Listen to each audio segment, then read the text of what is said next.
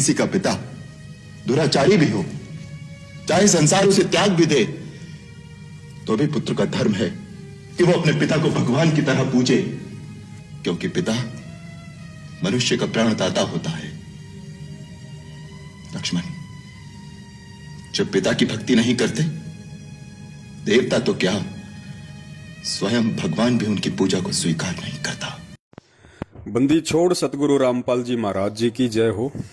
सत्साही भगत जी, आप जी ने ये दशरथ पुत्र श्री रामचंद्र जी का 26 सेकंड का छोटा सा वीडियो दास को भेजा है।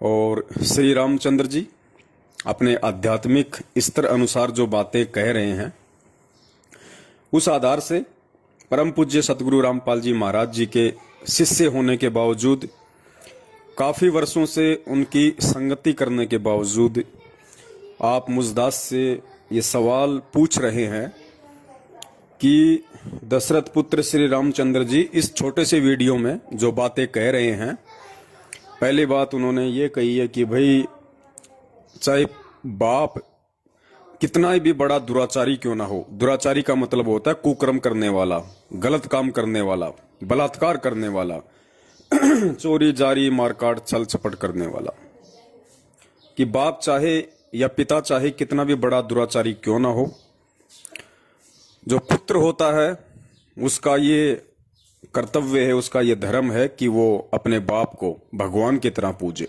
अपने बाप की भक्ति करे। नंबर 2, आगे श्री रामचंद्र जी कह रहे हैं कि जो अपने ऐसे बाप की भक्ति नहीं करता, अपने ऐसे बाप की पूजा नहीं करता, उसकी देवता तो छोड़िए, स्वयं भगवान भी कोई इज्जत नहीं करता।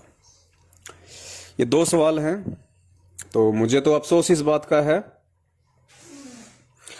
कि भाई रामचंद्र जी को तो ज्ञान नहीं था, इसलिए उसने पूजा बाप, लेकिन सतगुरु से तत्व ज्ञान लेकर मुझसे ये सब पूछकर क्यों मूर्ख बन रहे हैं आप शायद मुझदास से भी पहले से जुड़े होंगे परमात्मा से, या बाद में भी जुड़े हों, ये कोई फर्क नहीं पड़ता है। बात ज्ञान समझ में आने की है। परमात्मा के सत्संगों को गहनता से सुनने और समझने की जरूरत होती है।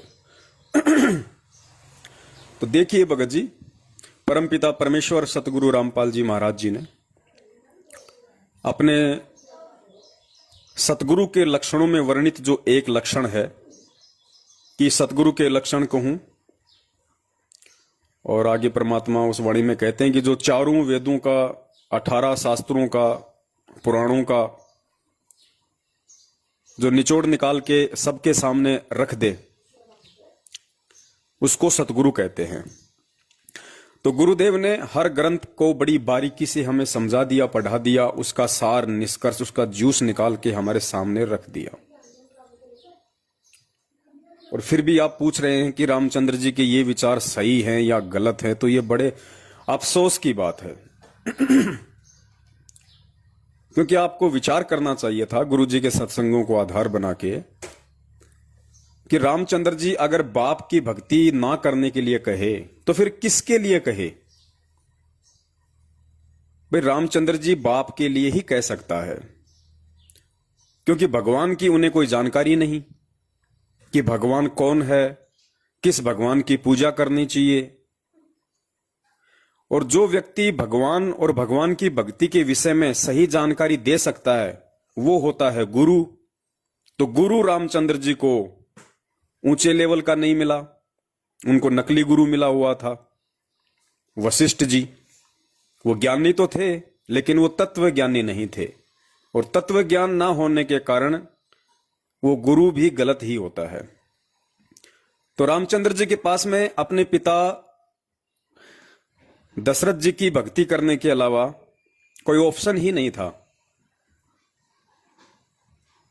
और दूसरी बात, ये रामचंद्र जी का आध्यात्मिक लेवल दर्शाता है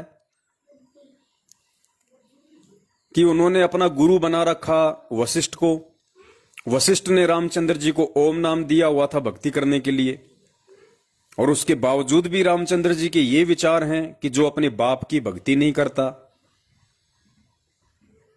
उसकी तो इज्जत देवता तो छोड़ो भगवान भी नहीं करता। तो ये रामचंद्र जी के आध्यात्मिक स्तर को भी दर्शाता है कि त्रेता युग में जन्म लिए दशरथ पुत्र श्री रामचंद्र जी को कितना आध्यात्मिक ज्ञान था। अब वो बेचारे क्या करें भगत जी, गुरु मिला नकली जो भगवान की जानकारी दे सकता है, खुद जानकारी वो प्राप्त नहीं कर सकते क्योंकि वो उनकी मजबूरी थी, क्योंकि जो इनका पिता है काल भगवान ज्योति निरंजन जिसने गीता जी का ज्ञान बोला, उसने गीता जी अध्याय नंबर 2 श्लोक नंबर 47 में पूज्य गुरुदेव जी ने समझाया कि उसने स्पष्ट कहा हुआ है कि भाई अर्जुन, मेरी प्राप्ति ना कोई जप से, ना तप से, ना योग से, ना साधना से, ना रोने से, ना पीटने से, ना मरने से, ना मारने से, किसी भी तरह से आप मेरे वास्तविक स्वरूप के दर्शन नहीं कर सकते। तो रामचंद्र जी की बेचारी की फिर कहां औकात, कहां इतनी पहुंच जो अपने बाप के विधान के खिलाफ, काल भगवान के संविधान के खिलाफ उन तक पहुंच सके। तो भगवान तक वो डायरेक्ट पहुंच नहीं सकते थे, उनकी वहां तक उतनी पहुंच नहीं थी। दूसरी बची उनकी मां दुर्गा। अब दुर्गा बेचारी बता नहीं सकती, वो भी मजबूर है, क्योंकि दुर्गा को काल भगवान ने बिल्कुल टाइट कर रखा है कि दुर्गा, अगर तूने मेरी जानकारी इस 21 ब्रह्मांड में किसी भी जीव को दे दी तो मेरे से बुरा कोई नहीं होगा। ये सृष्टि रचना में पूज्य गुरुदेव ने अच्छे से समझा रखा है। तो कहने का मतलब यह है भगत जी, अब इतना सब कुछ ज्ञान देने के बाद, इतना सब कुछ समझाने के बाद, आज भी हम एक दिन छोटे छोटे वीडियो को देख के जो काल भगवान की प्रेरणा से हमारी आंखों के सामने आते हैं, ये वीडियो तो आपके आंखों के सामने पहले भी आए होंगे। ऐसा तो है नहीं, आज आपकी कम से कम 30 साल के आसपास की उम्र है, ज्यादा भी हो सकती है। ऐसा तो है नहीं कि आपने जीवन में कभी रामायण देखी नहीं होगी, लेकिन उस समय आपके मन में इस तरह के कोई सवाल, कोई प्रश्न नहीं आए। लेकिन आज आपके मन में यदि इस तरह की प्रेरणा हो रही है, गुरु से इतना ज्ञान लेने के बाद भी, सतगुरु के द्वारा आध्यात्मिक मार्ग को इतना क्लियर करने के बाद भी, तो ये काल प्रेरणा है। और काल यही चाहता है कि किसी भी तरह से इस जीव को मैं शंकालु बना के रखूं, इसके मन में शंकाएं पैदा करके रखूं, ताकि इसका फोकस भक्ति पे कम रहे और फालतू की बकवादों में ज्यादा रहे। तो भगत जी, इससे ज्यादा तो मैं अब क्या आप जी को संदेशा दे सकता हूं। जो मर्म था, जो रहस्य था, वो तो पूज्य गुरुदेव जी ने गन्ने की जूस की तरह निचोड़ के गिलास में डाल के हम सब आत्माओं को पीने के लिए दे दिया है। अब उसके बावजूद भी यदि कोई उस जूस को ना पी के, यदि उस रस रहित जो गन्ने का छिलका है, अगर उसी को चाटने की कोशिश करे, तो भाई वो तो फिर उसकी अपनी समझदारी, अपनी मूर्खता, कुछ भी कहें उसको। बाकी आप जैसे भक्तों से दास को इस तरह की उम्मीद नहीं थी। और ये क्यों हो रहा है? ये इसलिए हो रहा है भगत जी, क्योंकि लगता है आप जी ड्यूअल मोड में हैं। आपने एक मोबाइल में 2 सिम डाल रखी हैं। आप मैनेजमेंट की भी तरफ हैं, आप सत्सेवकों की भी तरफ हैं। तो जिस मोबाइल में 2 सिम होती है ना, वो आदमी परेशान रहता है। एक पे बात हो रही है, दूसरे पे टू टू टू टू चलती रहती है, यानी कोई दूसरा भी फोन करता रहता है, उधर से वो डिस्टर्ब होता रहता है। तो निवेदन करूंगा, प्रथम तो परमपिता परमेश्वर के सत्संगों को आधार बनाइए। अपने इस खोपड़ी रूपी मोबाइल से सतलोक आश्रम मैनेजमेंट हरियाणा रूपी इस जियो की सिम को निकाल के बाहर फेंको। वैसे भी लोग इसके टावर उखाड़ने में लगे हुए हैं आजकल। और परमात्मा की जो सिम है उसको डालो भगत जी, साध संगति वाली को। और फेसबुक पे जो लाइव प्रोग्राम आता है हर रविवार को, उसको देखो, सुनो, समझो निष्पक्ष होके और विचार करो। अब समय नहीं है भाई, अब समय बहुत कम बचा है। ये 1.5-2 साल का समय है। इस 1.5-2 साल के समय में भयंकर घमासान होगा। भगवान जेल में बैठने नहीं आया, बहुत इंतजार कर लिया। 1994 से 2014 तक तो ज्ञान दे के लोगों को समय दे दिया कि समझ जाओ समझ जाओ समझ जाओ। नहीं समझे कोई बात नहीं।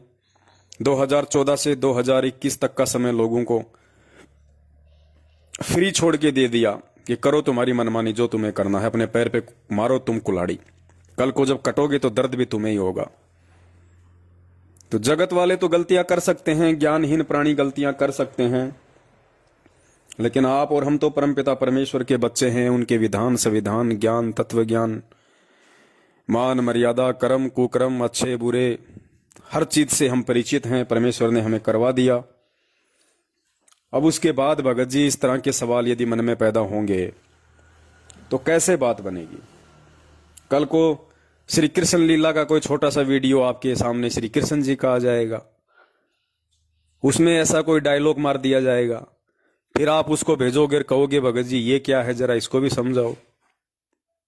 तो भगत जी इन चीजों को आप खुद के स्तर पे समझना शुरू करो, गुरुदेव के तत्व ज्ञान रूपी पासबुक को आंखों के सामने रख के।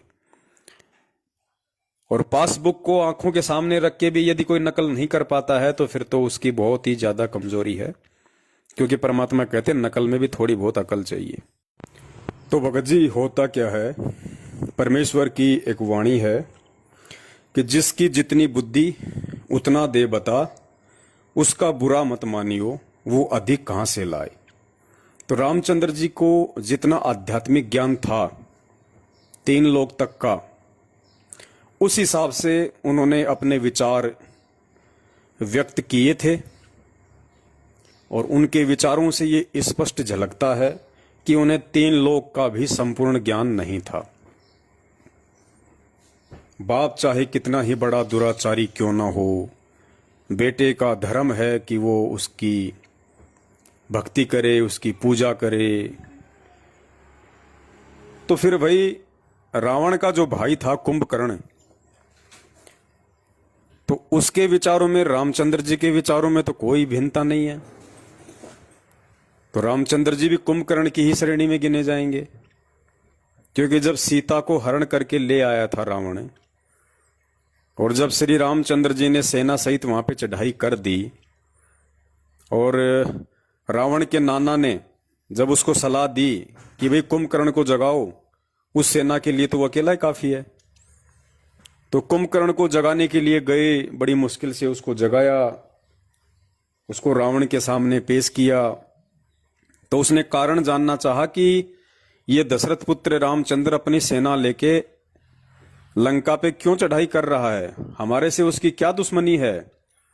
तो पता चला कि कुंभकर्ण के जो बड़े भाई साहब थे रावण जी, उन्होंने सीता जी का अपहरण कर लिया, दुराचार करने की मनसा से, कुकर्म करने की मनसा से, क्योंकि वो दुराचारी हो गया था, गलत भावना से सीता को लेके आया था शादीशुदा होने के बावजूद भी, तो वो दुराचारी की श्रेणी में था।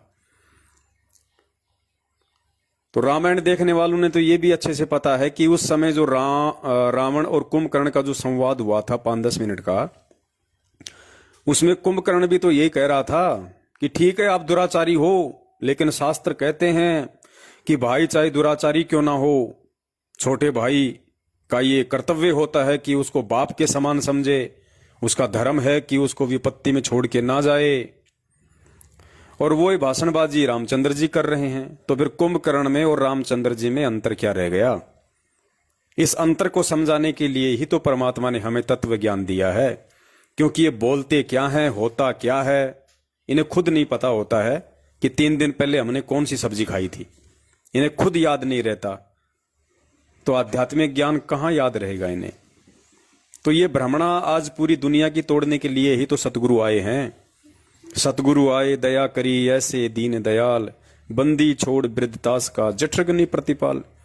परमात्मा इसीलिए तो सतलोक से उतर के आया है, सतगुरु की भूमिका कर रहा है। तो भाई अब समझना भगत जी आपने स्वयं ने पड़ेगा, और परमेश्वर के ज्ञान को आधार बना के समझना पड़ेगा। यो सौदा फिर नाही रे संतो, यो सौदा फिर नाही। सत साहिब जय हो बंदी छोड़ के।